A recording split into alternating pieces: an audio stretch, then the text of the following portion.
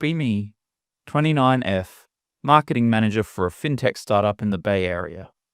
Salary is comfortably in the six figures, plus stock options that might actually be worth something one day. Consider myself the definition of a high-value modern woman, educated, ambitious, politically aware. My bookshelf is a shrine to contemporary feminist theory and memoirs by women who escaped traditional expectations. Honestly believe I have it all figured out. Got a boyfriend, Dave, 30M, works in supply chain logistics for a medical equipment company, makes decent money, but about 35% less than me. He's the definition of steady, drives a 5-year-old Honda Civic, wears plain t-shirts, enjoys woodworking videos on YouTube. We've been together 5 years, living together for 3. When we met, he was a typical bro. Liked barstool sports, made edgy jokes, didn't know what emotional labor was. I took it upon myself to rehabilitate him, viewed it as my contribution to the cause, spent years gently, and sometimes not so gently, correcting his behavior. Taught him to check his privilege, taught him that his silence is violence, taught him that as a white male, his default state should be listening, not speaking. Thought I did a phenomenal job. He does the laundry without being asked, he never interrupts me, he nods along when I rant about the patriarchy inherent in my office air conditioning settings. He is, on paper, the perfect deconstructed male partner. Flashback to the good old days. 6 months ago, our dynamic was clear. I was the CEO of the relationship. He was the intern hoping for a return offer. I controlled the emotional thermostat. If I was happy, the house was warm. If I was annoyed, Arctic winter. Dave forgets to load the dishwasher correctly. I say, I just don't feel emotionally connected to you right now. Dave makes a joke I find slightly problematic. Make him sleep on the couch so he can reflect on why that wasn't funny. Dave plans a date night but picks a place with bad vegan options. Cold shoulder for 48 hours until he grovels. It worked like a charm.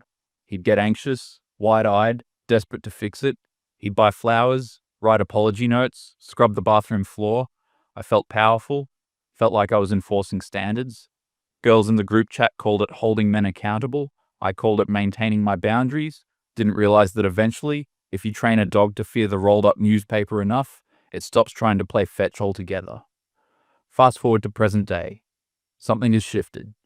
The air in the apartment has changed. It's not hostile, exactly. It's dead. Sterile. Specifically in the bedroom. We haven't had sex in 6 weeks. Before that, it was sporadic, maybe once every 10 days, and it was mechanical. He used to look at me like I was water in a desert. Now he looks at me like I'm a piece of furniture he's used to walking around. At first, I didn't care. Work was busy, we had a launch coming up. Told myself I'm tired, he's tired, it's normal domestic lull. But then the launch ended.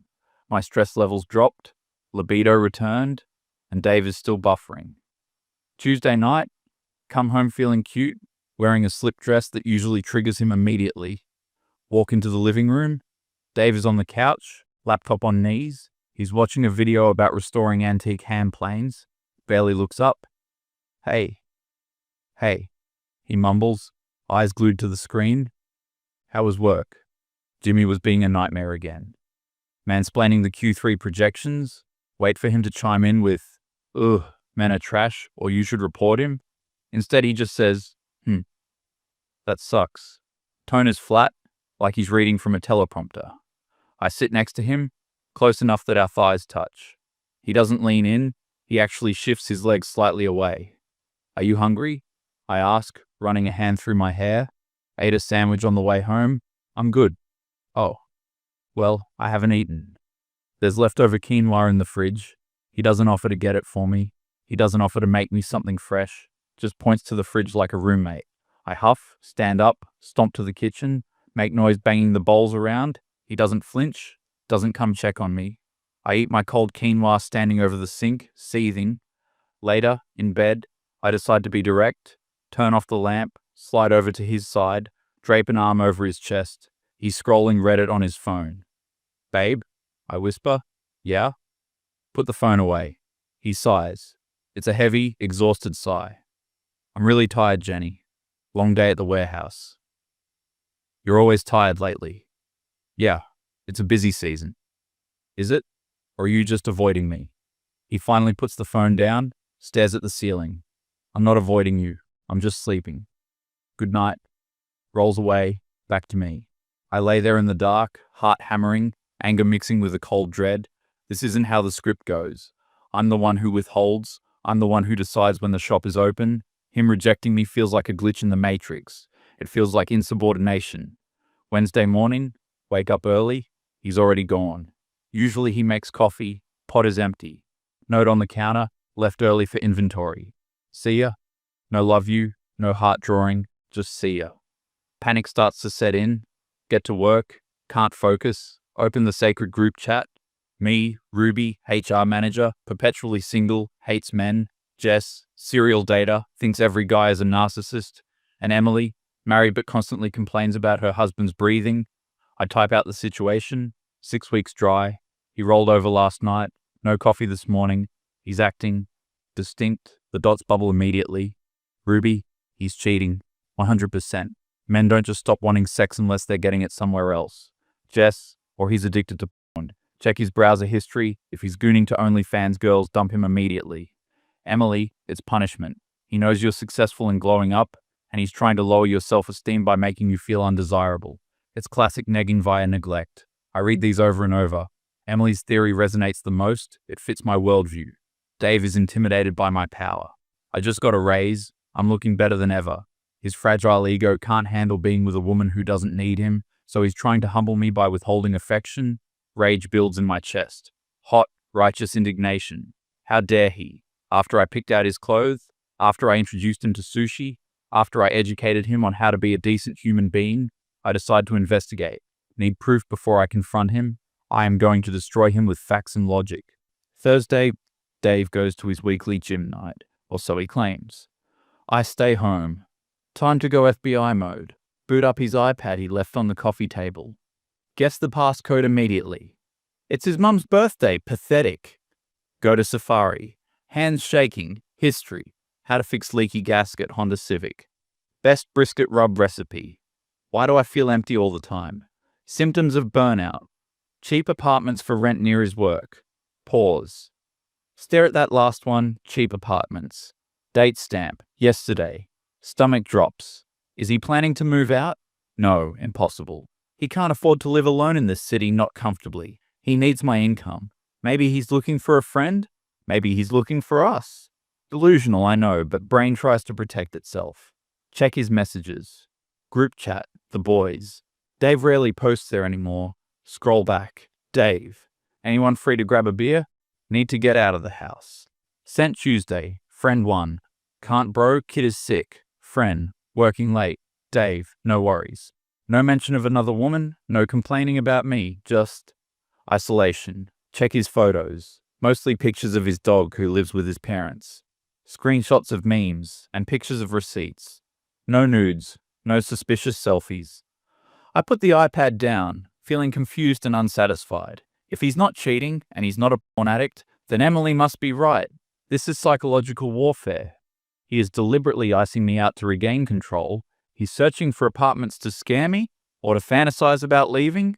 Either way, it's a betrayal. He should be communicating with me.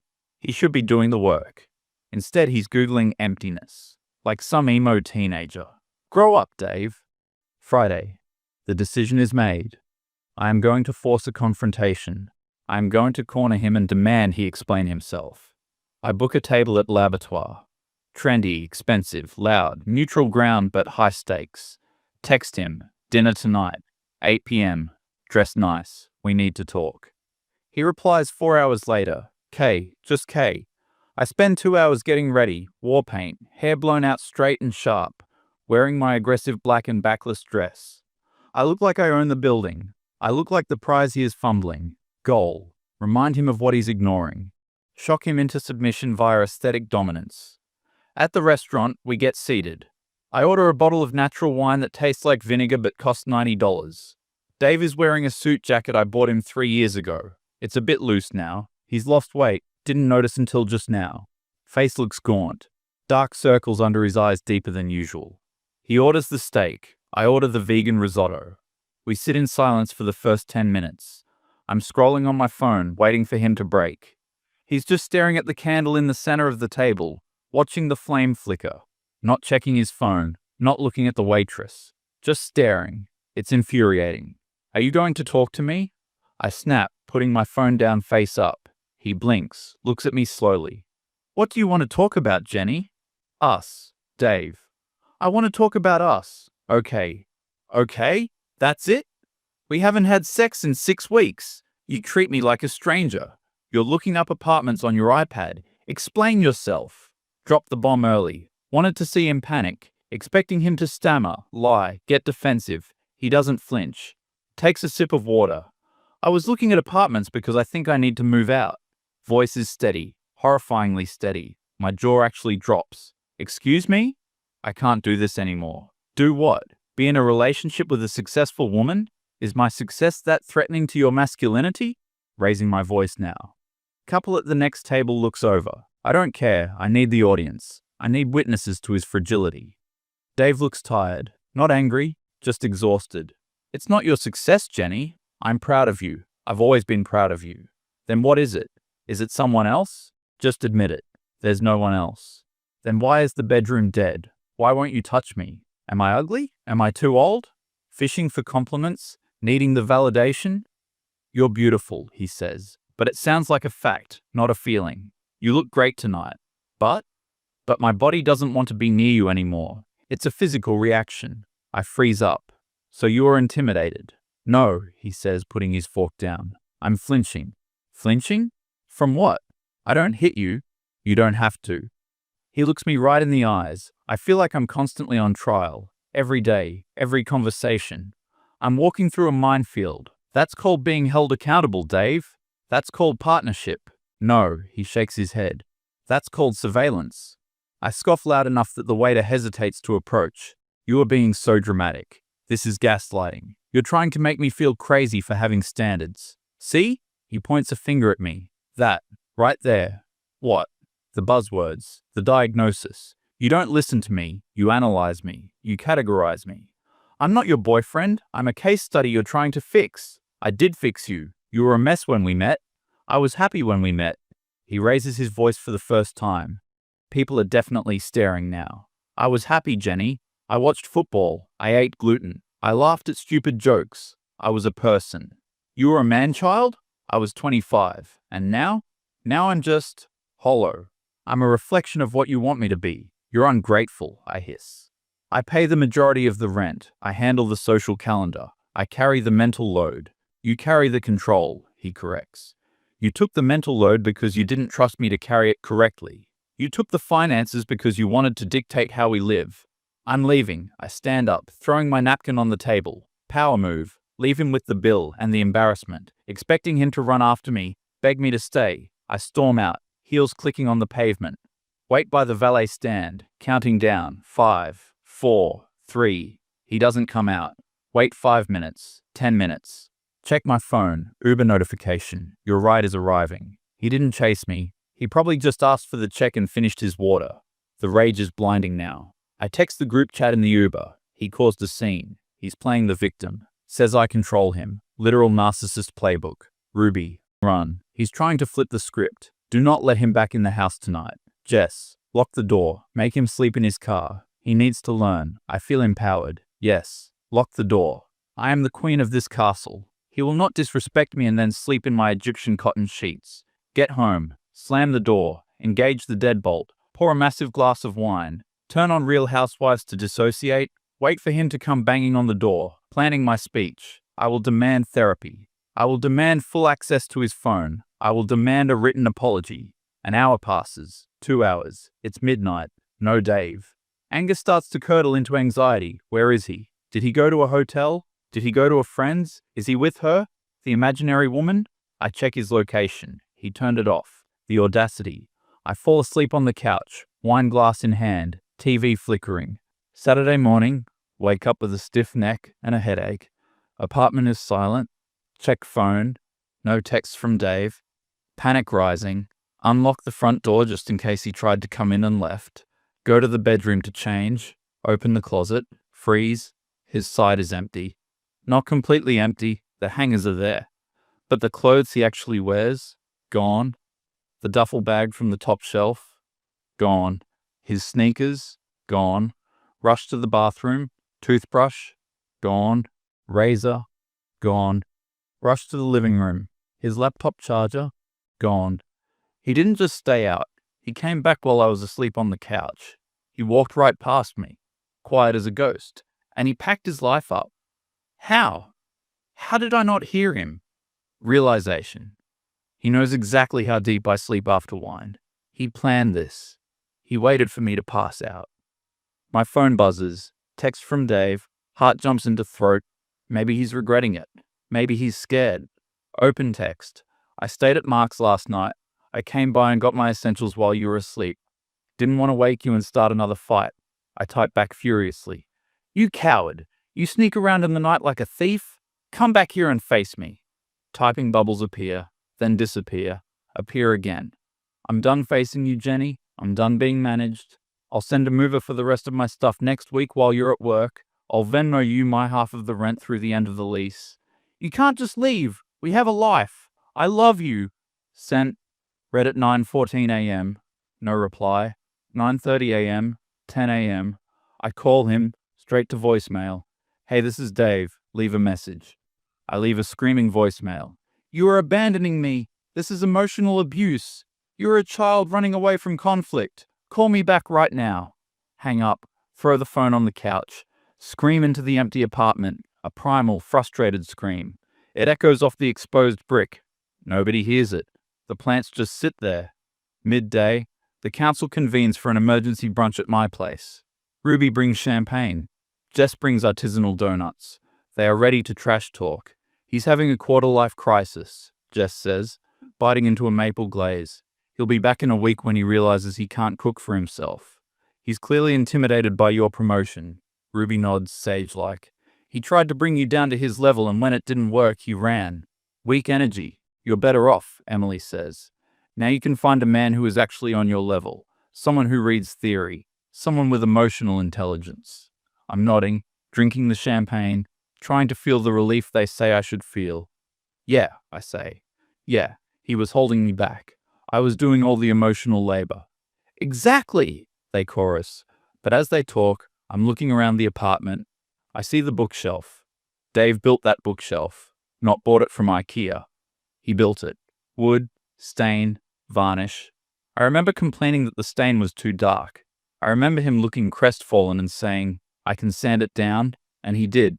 Spent a whole Saturday sanding it down because I didn't like the shade of walnut. I see the spot on the rug where we used to play Scrabble, before I banned Scrabble because the English language is inherently patriarchal. I was drunk and on a rant, but I stood by it. He just laughed and packed the game away. Never played again. I start to feel sick. Not the champagne. Something else. A creeping, cold realization. He said he felt unsafe. I interrupt Ruby's rant about her own ex. The room goes quiet. What? Asks Jess. He said he felt emotionally unsafe, like he was walking through a minefield. Ruby scoffs. Classic Darvo. Deny, attack, reverse victim and offender. He's painting himself as the victim to avoid accountability for being a bad partner. But was he a bad partner? The words slip out. My friends look at me like I grew a second head. Jenny, he didn't post you on Instagram for 6 months, Jess says. He didn't read the books you gave him, Emily adds. He voted for the moderate candidate in the primary. Ruby whispers like it's a slur. I know. I rub my temples. But he made me tea every night. He fixed my car. He listened to me complain about work for hours every day. That's the bare minimum, Ruby yells. Stop settling for the bare minimum. Evening. Friends leave. Apartment is quiet again. I go to the bathroom, look in the mirror. My makeup is smudged. I look hard. I look severe. I remember Dave's face at the restaurant. I don't see my girlfriend. I see a critic. Flashback to 2 years ago. Dave wanted to learn guitar. Bought a cheap acoustic. Practiced in the bedroom. He wasn't good, obviously. I told him, can you please stop? It's grating. Maybe take lessons before you inflict that on me. He put the guitar in the closet. Never saw it again. Flashback to last year. Dave wore a goofy Hawaiian shirt to a BBQ. He loved it. Thought it was funny. I told him, you look like a frat boy. Go change. You're embarrassing me. He changed into a grey polo, shoulders slumped. Flashback to the bedroom. Him trying to initiate. Me sighing and saying, Is that really how you're going to start? It's so uninspired. Him pulling away, apologizing, always apologizing. I sink down onto the bath mat. The bare minimum. He did everything I asked. He changed his clothes. He changed his hobbies. He changed his speech. He changed his politics. He carved himself down until there was nothing left but a husk that fit into the box I made. And then I got mad at the husk for being empty. I didn't want a partner. I wanted a project. And I completed the project and destroyed the man. Phone buzzes. Notification from Venmo. Dave sent $1,200. Rent for the remainder of month plus next month. Memo. Take care of yourself. No anger in the memo. No fight. Just closure. I open Instagram. Go to his profile. He hasn't posted in a year, but I see he's tagged in a photo from today. Click the tag. It's Mark's account. Photo of Dave, Mark, and two other guys. They're sitting on a porch, drinking cheap beer. Dave is wearing that old Hawaiian shirt, and he's laughing, like head thrown back, mouth open, genuine laughter. His eyes are crinkled. He looks 5 years younger. He looks alive. I look at the timestamp 2 hours ago. He left me, went to his friends, and immediately started living again. I'm sitting on the floor of a $4,000 a month apartment, surrounded by feminist theory books and expensive plants. Perfectly aesthetic, perfectly right, perfectly alone. I type a text to him. I can change. I can stop analyzing. Please come home. My thumb hovers over send. I look at the photo of him laughing again. He looks free. I delete the text, throw the phone across the room, pull my knees to my chest, and for the first time in 5 years, I don't have a witty comeback. I don't have a sociological framework to explain this. I'm just a bully who pushed her lover too far, and he finally stood up by walking away.